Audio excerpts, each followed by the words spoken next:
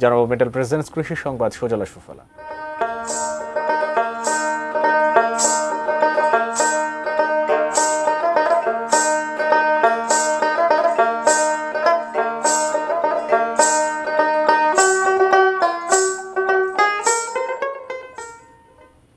আবহাওয়া অনুকূলে থাকায় সাতক্ষীরায় বাড়ছে মাল্টার চাষ। কৃষকরা এখন প্রজেক্ট আকারে এগিয়ে আসছেন এই ফল চাষে।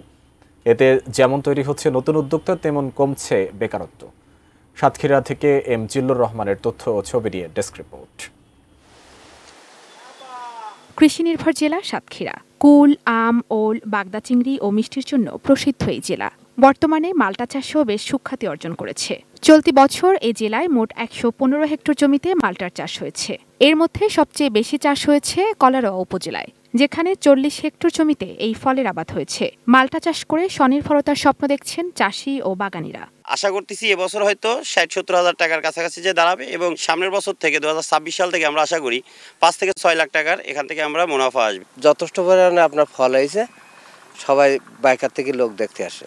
মাল্টা চাষের সম্প্রসারণে সৃষ্টি হয়েছে নতুন কর্মসংস্থান। বাগানে কাজ করে আয় রোজগার করছেন অনেকেই। কাজ করি আমাদের সংসারটা ভালোভাবে চলে, এবং এই মাল্টা বাগানটা অনেক বড়, এখানে অনেক লোকের প্রয়োজন। ১.৫ বছর এই খেতে আমি কাজ করি, আমার ভালোভাবে সংসার চলে।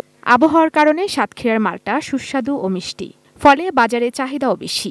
এই মাল্টার জমির ভিতর দিয়ে আন্তঃফসল হিসাবে ওল, পেয়ারা, শাকসবজি এটাও চাষ করতে পারছেন। একই সাথে যেহেতু বিভিন্ন ফসল চাষ করতে পারছেন, তাতে তাদের ঝুঁকি কম থাকে। মাল্টা চাষ আরও সম্প্রসারিত হলে কৃষক যেমন লাভবান হবেন, তেমনি সাধারণ ক্রেতারাও সুলভ মূল্যে পাবেন এই পুষ্টিগুণ সম্পন্ন ফল। হ্রাস পাবে আমদানি নির্ভরতাও। Ishrat Lima, desk report, ATN news.